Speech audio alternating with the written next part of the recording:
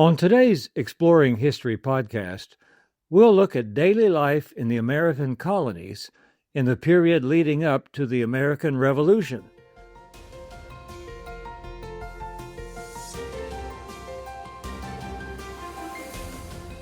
Welcome to Exploring History with Ray Notgrass, a production of Notgrass History.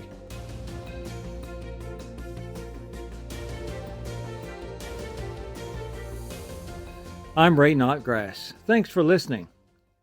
The American colonial experience lasted for more than a century and a half, from the founding of Jamestown in 1607 to the Declaration of Independence in 1776. During that time, the colonists, who came from England, Scotland, France, the Netherlands, and other parts of Europe, developed a distinctly American way of life. Of course, the presence of enslaved persons from Africa was a big part of that colonial experience, as all the colonies allowed slavery. As part of Notgrass History's celebration of the 250th anniversary of the Declaration of Independence, we remember that the vast majority of colonists were everyday farmers, shopkeepers, and their families. In this podcast, Charlene Notgrass, author of the middle school American history curriculum America the Beautiful from Notgrass History, tells what everyday life was like in the colonies in the period leading up to the Revolutionary War.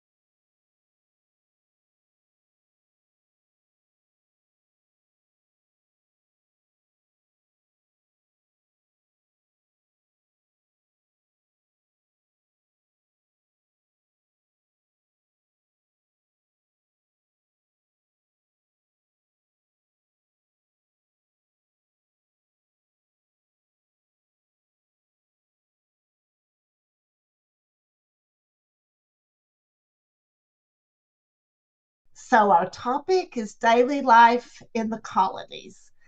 So let's start by defining the colonial period, which is the daily life we're talking about. The colonial period of American history began in 1607 when English settlers founded Jamestown, Virginia. Next came English pilgrims who settled in Plymouth, Massachusetts in 1620. By 1733, colonists had established the colonies of New Hampshire, in addition to Virginia and Massachusetts, New Hampshire, Maryland, Connecticut, Rhode Island, New York, New Jersey, Pennsylvania, and Delaware, also North Carolina and South Carolina. Then in 1733, Georgia became the 13th colony when James Edward Oglethorpe asked King George II of Great Britain for permission to begin a colony in America. Oglethorpe arrived in Georgia in January of 1733 with 114 men, women, and children, and there they founded the city of Savannah, Georgia. So now we have 13. And the colonial period lasted until the colonies declared their independence from Great Britain in 1776. And that is what we're celebrating, the 250th anniversary of the founding of America. So after July, the beginning of July of 1776, there weren't any colonies anymore, no English colonies in America. They were now states. We often think of early America as rural, and it was mostly rural, but the colonists began to build towns very quickly. Massachusetts Bay settlers began to build towns. Massachusetts Bay built their towns with a park in the center, and they called this area the town green and built their houses close together around the town green. And then they had farm fields surrounding the town. As most of us know, the early settlers of America were a very religious people. Most American colonists were religious. Most believed in Jesus. Most attended church. They built many church buildings in the early 1700s. You see three here, one in a New England colony. It is the Christ Church, often called Old North Church, which is in Boston, Massachusetts. It was built in 1723. And then in the middle colonies, this is St. John's Church in Richmond, Virginia. It was completed in 1741.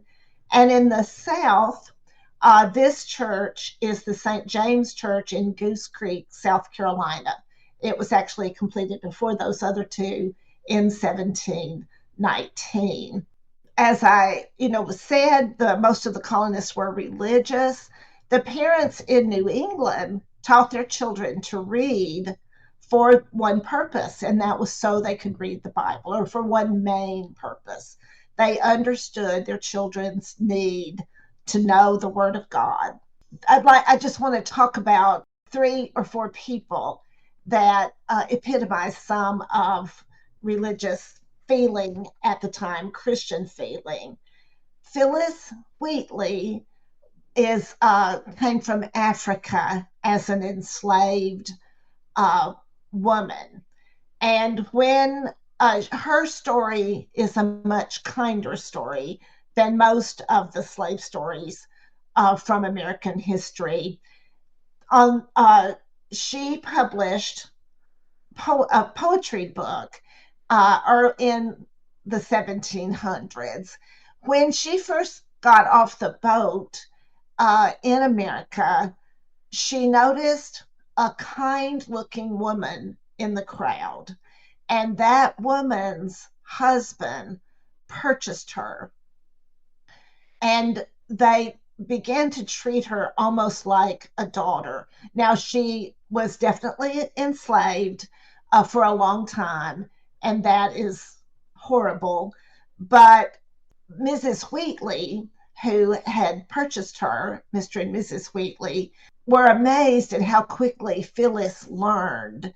She was so eager to learn. She would write on the wall of the house with a piece of chalk or a bit of charcoal, trying her best to copy the words of the English alphabet.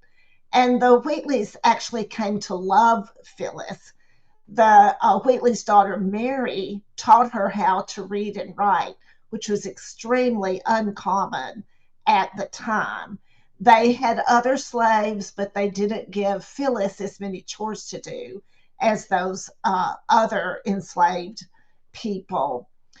She wrote poetry, and there was no American printer and publisher who would publish her poems. And in 1773, Phyllis went on a journey to England, and the people of England gave her a warm welcome. And a wealthy English lady, the Countess of Huntington, paid to print a book of Phyllis poetry. While she was there, she found out that Mrs. Wheatley was very ill, and she went home and took care of her. But they soon gave her her freedom. The slave trade brought Phyllis to America, and that was horrible. But what she learned about God here, she saw as a blessing, and she realized that because she was was enslaved, she learned about Jesus. So that's one of the happier slave stories in American history. Another couple of people I want to talk about in talking about the religious life of the colonies. And let me say something before I forget it. As I was preparing for this, I thought, okay, what all is involved in daily life in the colonies? Like, can you imagine if somebody asked you to describe daily life in America in 2026? Like, where do you start? There are just so many aspects of daily life, and different people are living different ways. And that was true then too. But the people I want to talk to you about, one of them was John Eliot, who became known as the apostle to the Indians. He just was very interested, and his heart went out to the native people. He already, before he began teaching the native people, he helped to translate. He was a minister, and he helped to translate the book of Psalms from Hebrew into English. And this became the first book printed in America. It was called the Whole Book of Psalms, and people later began to call it the Base Psalm Book, which you may have heard of.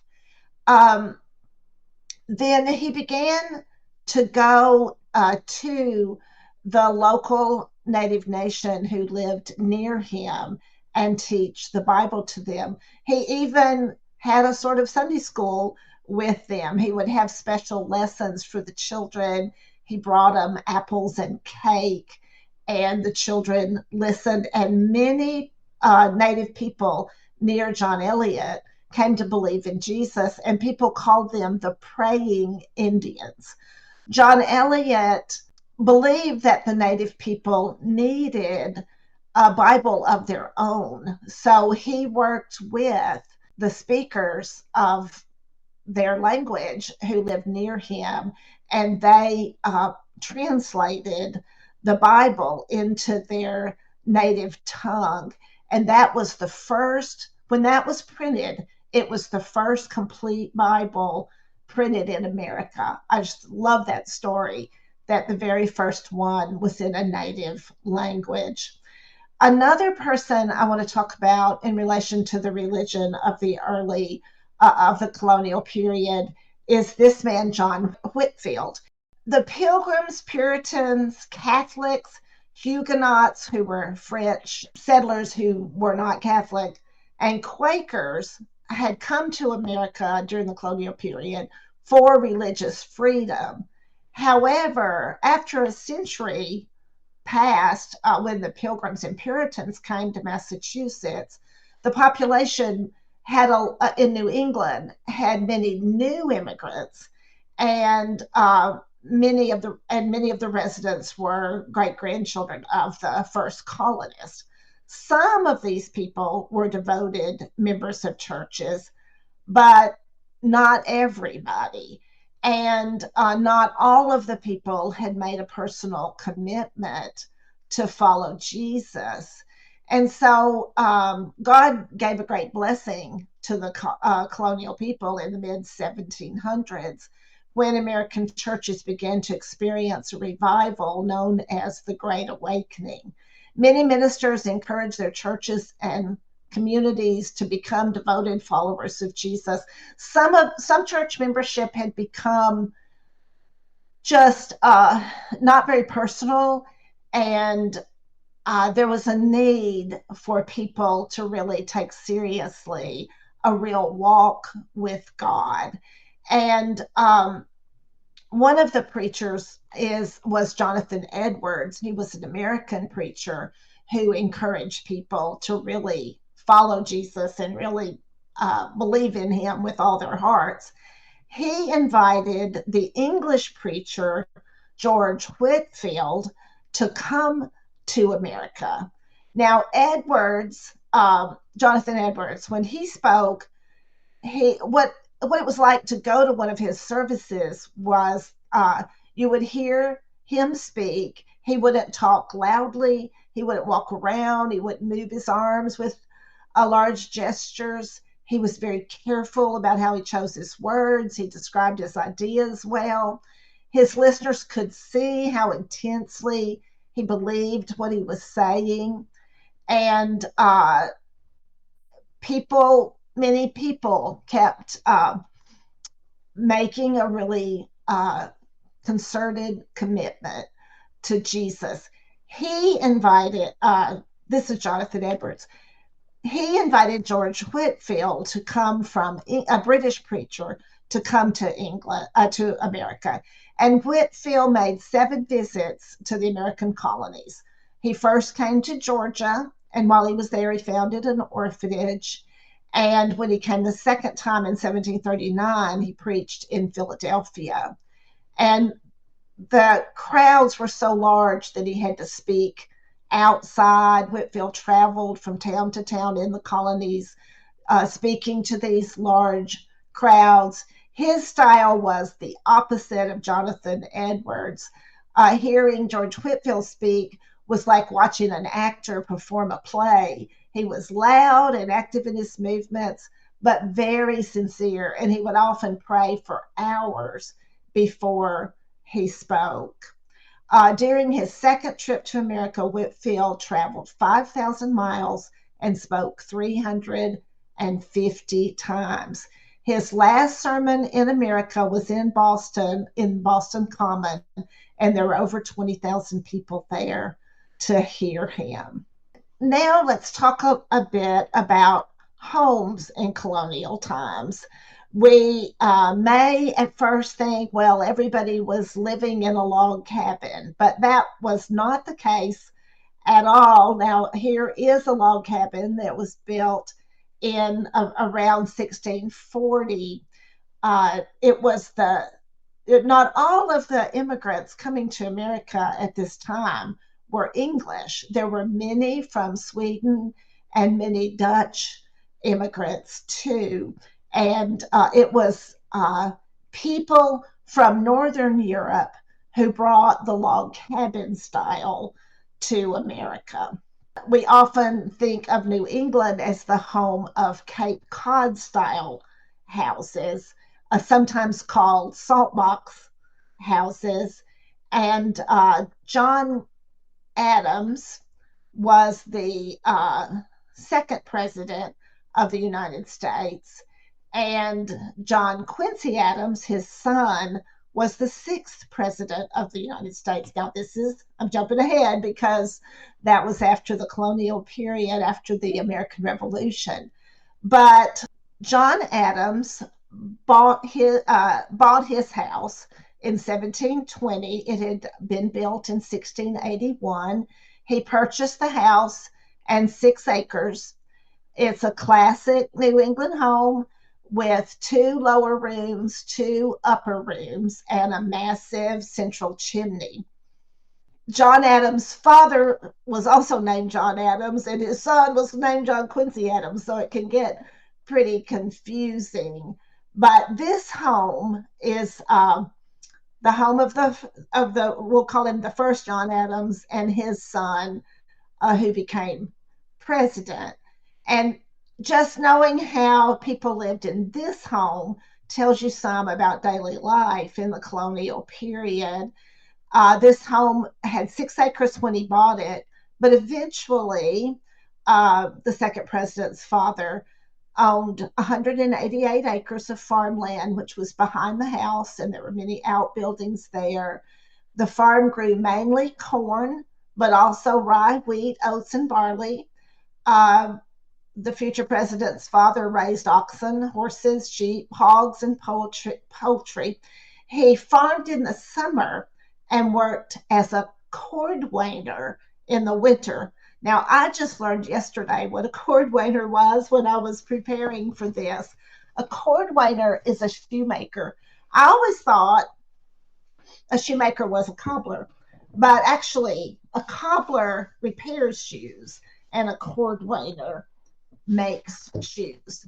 And this was not atypical for a farmer like the future second president's father to do more than one thing. He didn't just be a farmer or just be a cord waiter.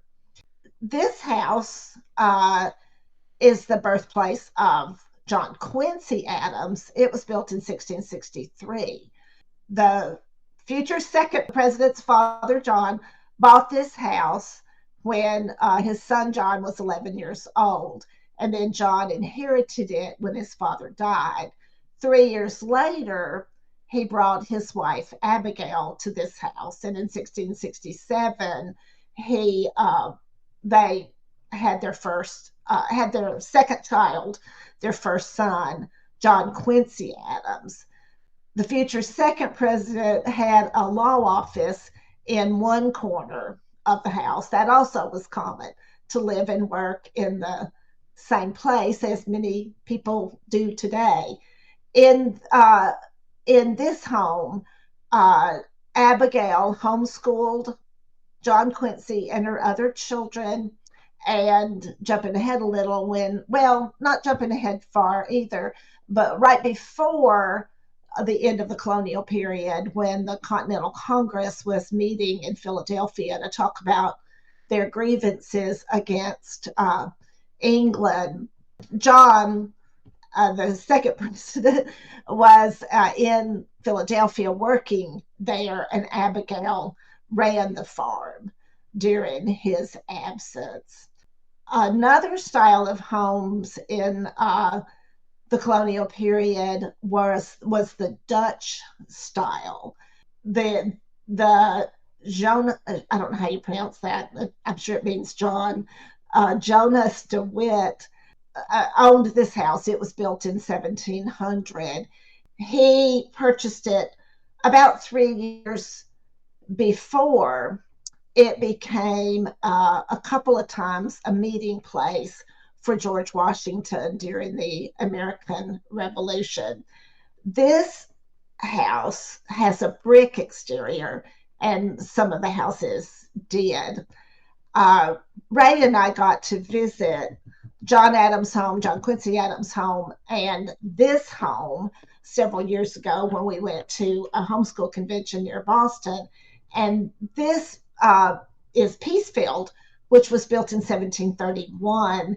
And John and Abigail eventually moved out of the Saltbox house and into this house, which was home to 4 generations of the Adams family, built in 1731 and then purchased right after the Constitution.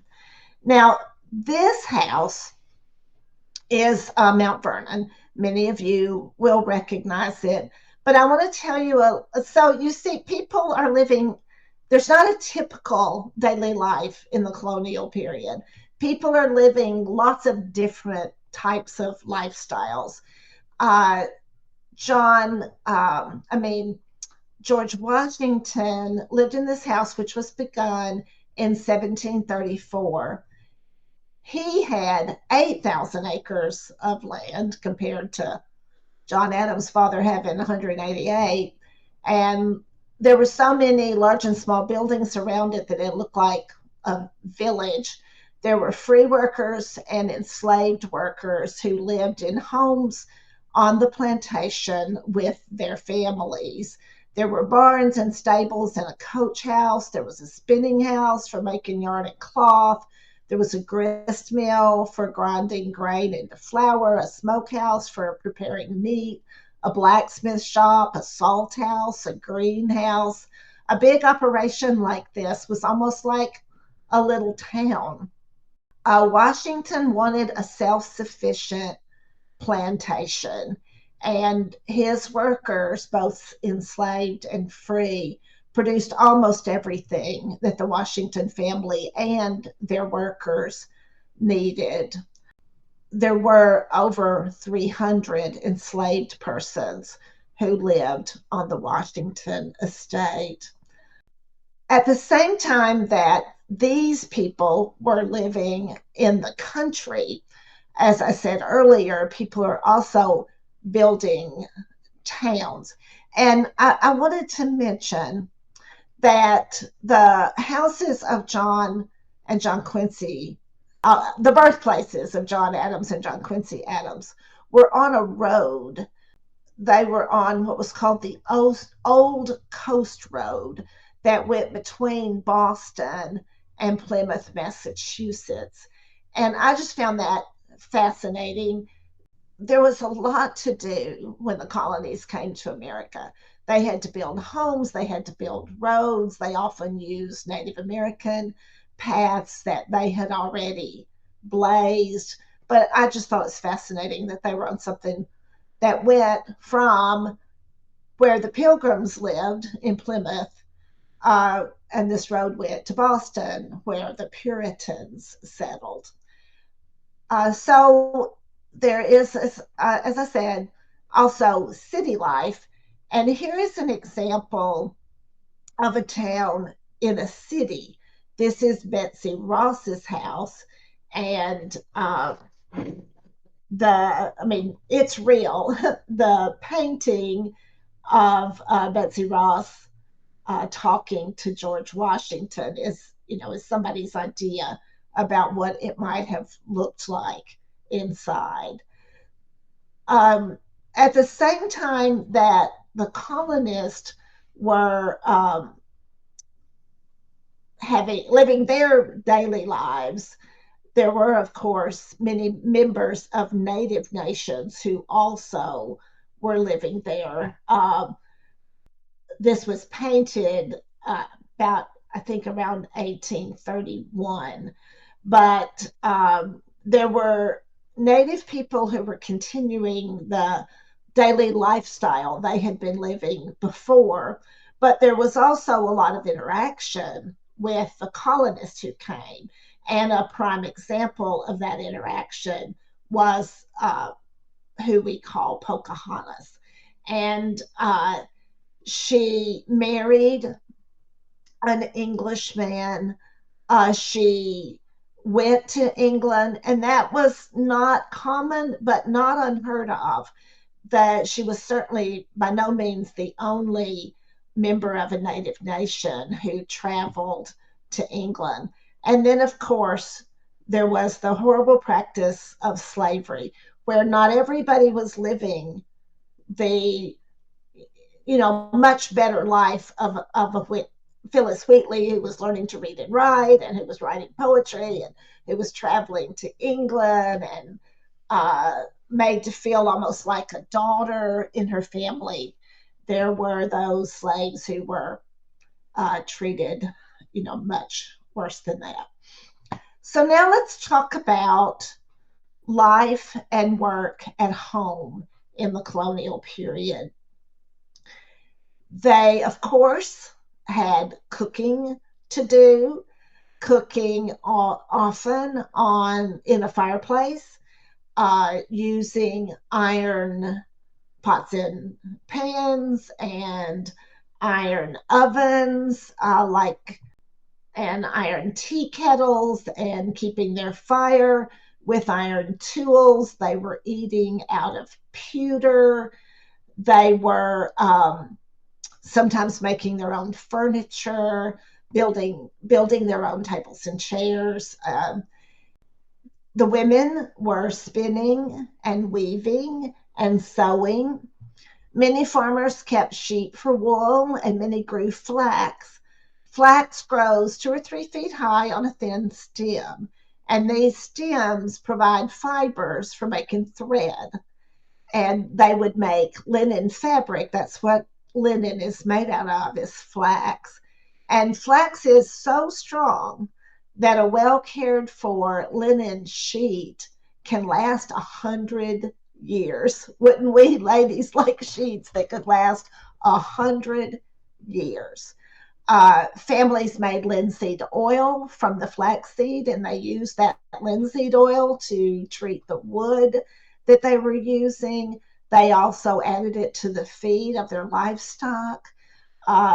They learned, many women learned how to spin yarn and to weave. They made tablecloths and curtains and towels.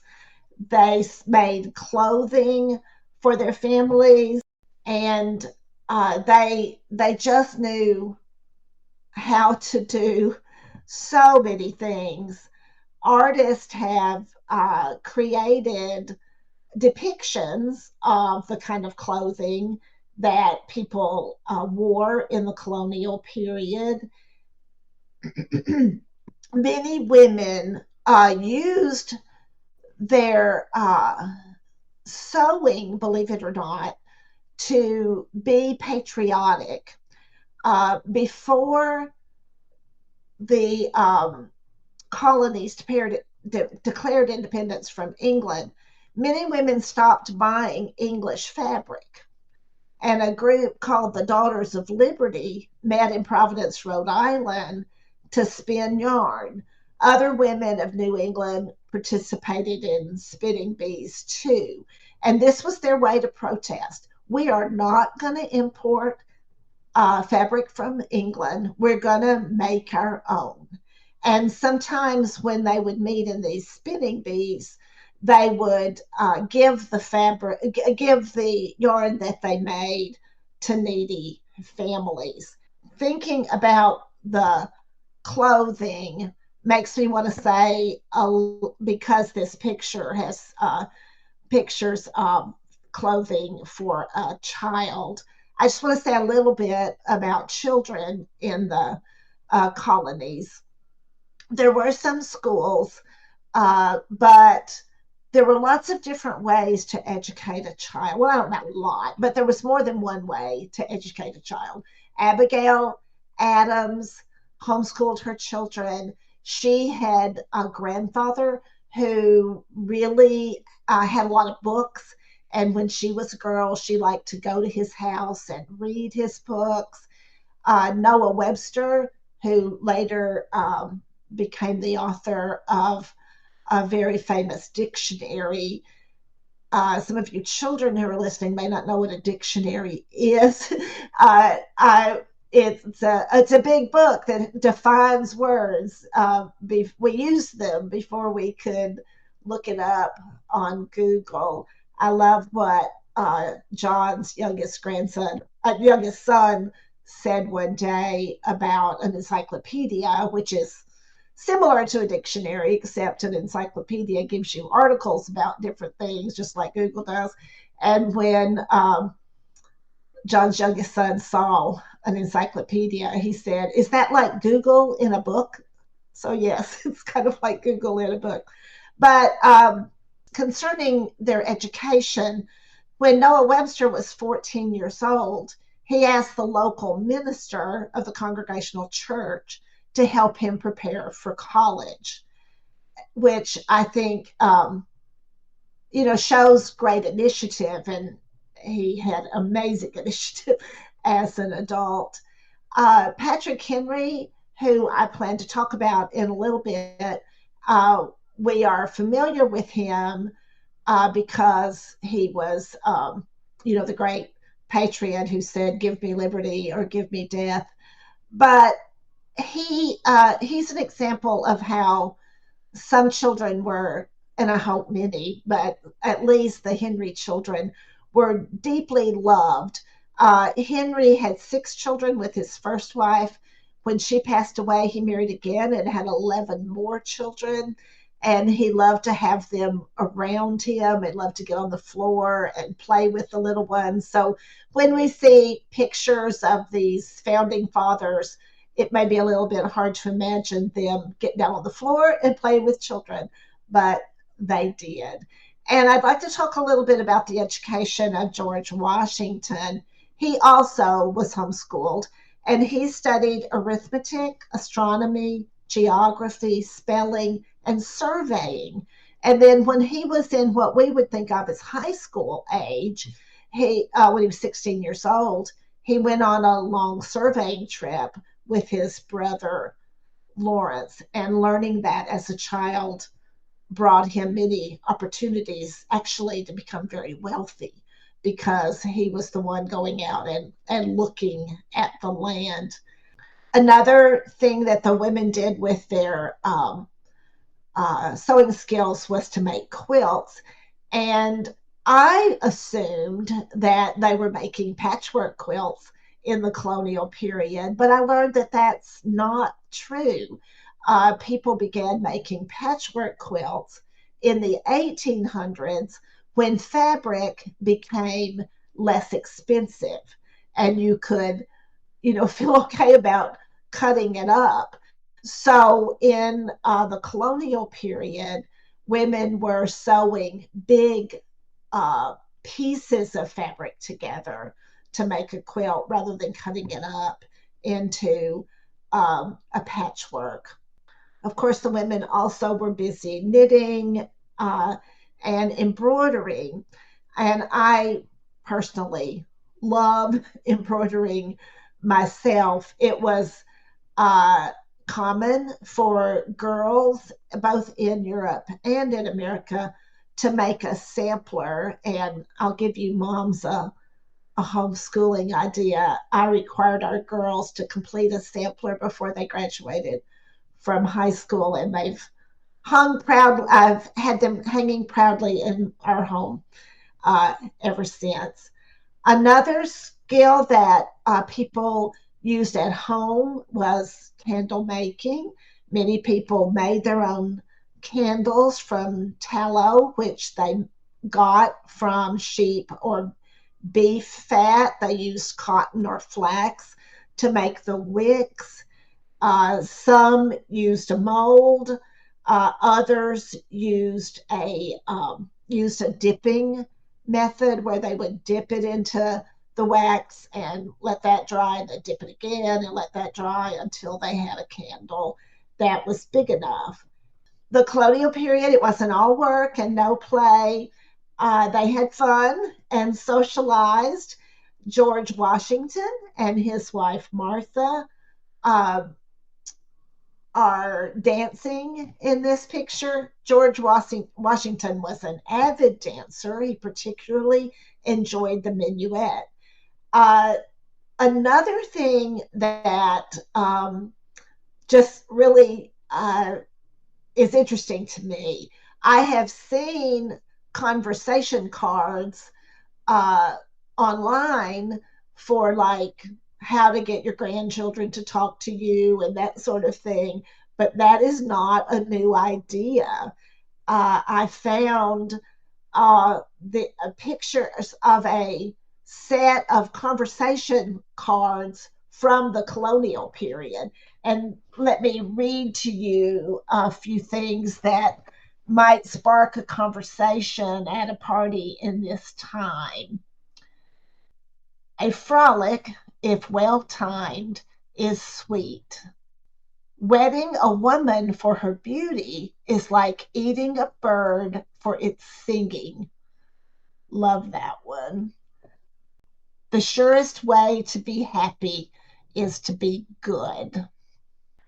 Of course, there were many things that a particular family might not be able to do themselves, or perhaps they had the means to purchase some of the things that they wanted. And so let's think a little bit about colonial craftsmen. Here's a cordwainer shop in colonial Williamsburg. And as a reminder, a cordwainer is a shoemaker. And I actually had a pair of shoes made recently myself, a very inexpensive pair of shoes. We have a local homeschool dad who makes moccasins. And Ray and I traced our feet for him and measured how thick our feet were. And he got some leather and made us some moccasins. And I'm telling you, they are wonderfully comfortable. So the idea of having shoes made to fit your foot would be really, really nice. They knew how and did some things that we could learn from. Of course, we all know that. There were blacksmiths and metal forgers. Forgers might make something out of brass. A forger might make something out of iron. Things like the fireback for a fireplace, A fire back would reflect the heat. It would protect the back of the fireplace, and it would help heat the room. A blacksmith might make a wall anchor. I talked earlier about how the Dutch uh, might build a brick house, and a wall anchor was a device used to keep the brick attached to the wood behind it. And of course, they couldn't flip on the light switch to turn on the lights. So some blacksmiths made lamps like an iron Betty. Often, colonial craftsmen taught their trade to apprentices. An apprentice usually began working with a craftsman when he was a teenager. Most were boys, but some were girls. Often, an apprenticeship lasted until the apprentice was 21 years old. The apprentice lived with his master and often did not receive any wages, only room and board. He sometimes the craftsman would give the apprentice a set of tools and clothes when he finished his apprenticeship. Pewter smiths were needed by the colonists. Two, they made metal dinnerware and other household items. Pewterware was expensive, but a whole lot cheaper than silver things. So the English government controlled much of the colonist business, which is, one of the reasons that the colonists got mad and said we want to end the colonial period and start our own country. And pewter is an alloy. It's an alloy of several metals together. And one of the essential ingredients is tin. But the English government wouldn't let the Americans import tin. So it's just one of the many things that cause friction with the people in England. Pewter, though, melts really well, so American pewter smiths collected damaged pewterware from their customers and used it to make new pieces. The most famous silversmith in the colonial period was Paul Revere. Now, Paul Revere learned how to make silver from his father, who was also named Paul Revere. American history can get pretty tricky sometimes with all these people named the same thing. Young Paul Revere learned how to craft metal objects in his father's shop. His father died when Paul was 19, and when Paul was 21, he took over the family business, and he made absolutely beautiful pieces, which are still around today. Many colonial men did more than one thing, and Paul Revere was one of them. In addition to making silver, he also was a printer. And we think of silver as some fancy thing that you put on the table for a fancy party or something. But Revere's shop made teapots, serving dishes, cups, tongs, spoons, buckles, buttons, rings, beads. He engraved things on the pewter. There also were glassmakers and many people who worked with wood. And then there was a thriving lumber business in the colonial period. Cabinet makers made furniture for children, of course, and for adults. I cannot imagine resting on a daybed made out of maple with a woven bottom, but they made them back then. Transportation was often by river, but also on roads like the one that went in front of the John Adams homes. That took a variety of skills. There were wheelwrights who had to make the wheels. The blacksmiths were involved with the metal pieces. I'm very impressed with the skills of the people who lived in the colonies. America was very important in shipbuilding, which was another occupation that some uh, colonial people had.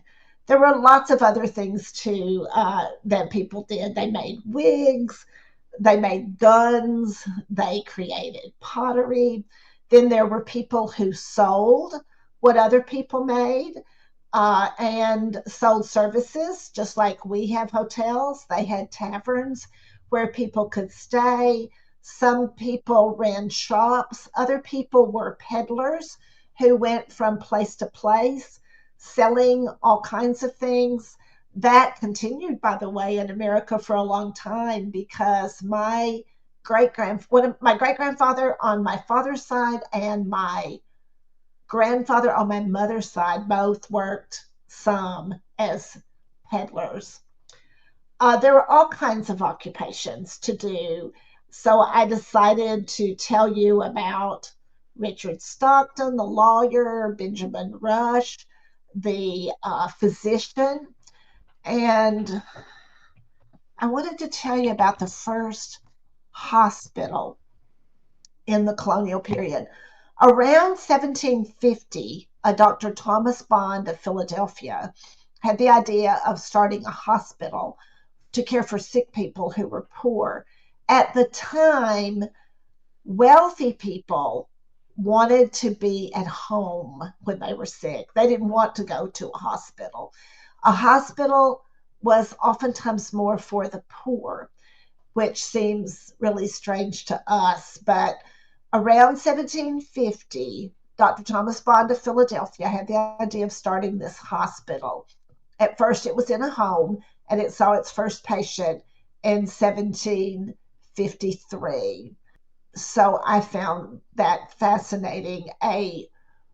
Uh, John Nixon was, I think, if I'm remembering right, he was someone in Philadelphia who read the Declaration of Independence aloud, maybe to the first crowd who heard it, if I'm remembering that correctly. And he was the hospital manager of that first hospital in Philadelphia.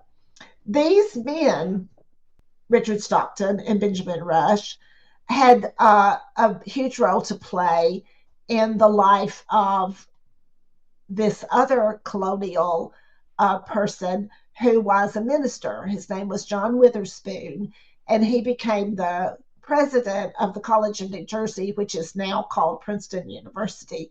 But the lawyer Richard Stockton and the physician Benjamin Rush went to Great Britain to convince John Witherspoon to come to America and be the president of the College of New Jersey. And James Madison was a student. So people worked as seamstresses like Betsy Ross, doctors, militiamen, soldiers, farmers, ministers, teachers, politicians, lawyers, just like today, and printers. Now, Benjamin Franklin is an excellent example of somebody who did more than one thing, and he started early. He learned to read when he was very young, and he loved to read, and he used what little money he had to purchase books. He did go to the Boston Latin School when he was 8 years old, and then after a year there, he went to writing and arithmetic school. And you mamas will be very happy to know probably that he did really well in writing and he did not do well in arithmetic. So I was one of those students too. Eventually, I did well in arithmetic when I was young, really well. But by the time I got to algebra, oh my goodness, that was not my cup of tea. Benjamin Franklin only went to school till he was 10 years old. And then he began to work for his father and kept educating himself throughout his life. And I love this story.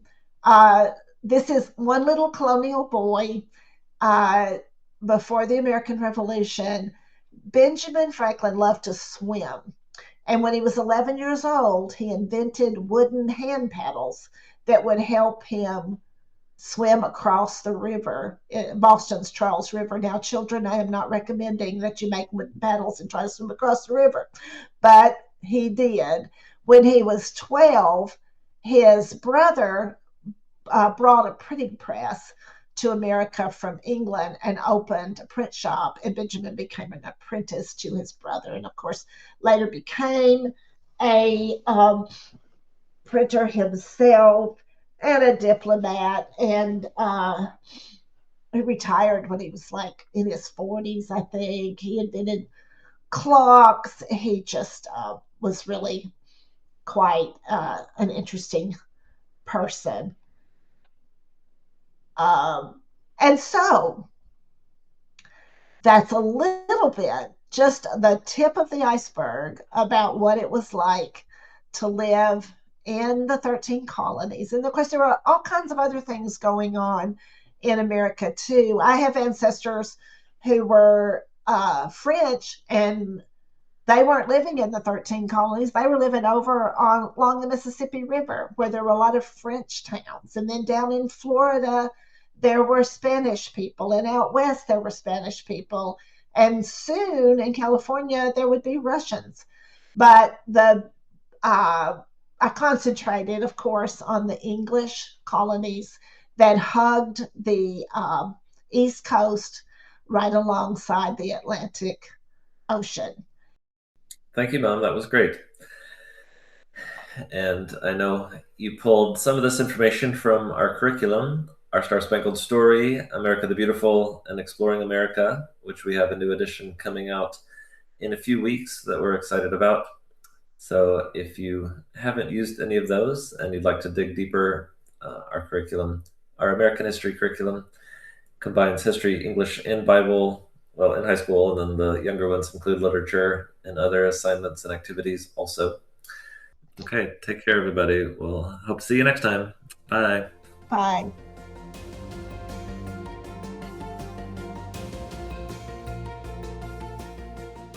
This has been Exploring History with Ray Notgrass, a production of Notgrass History. Be sure to subscribe to the podcast in your favorite podcast app, and please leave a rating and review so that we can reach more people with our episodes. If you want to learn about new homeschool resources and opportunities from Notgrass History, you can sign up for our email newsletter at exploringhistorypodcast.com. This program was produced by me, Titus Anderson. Thanks for listening.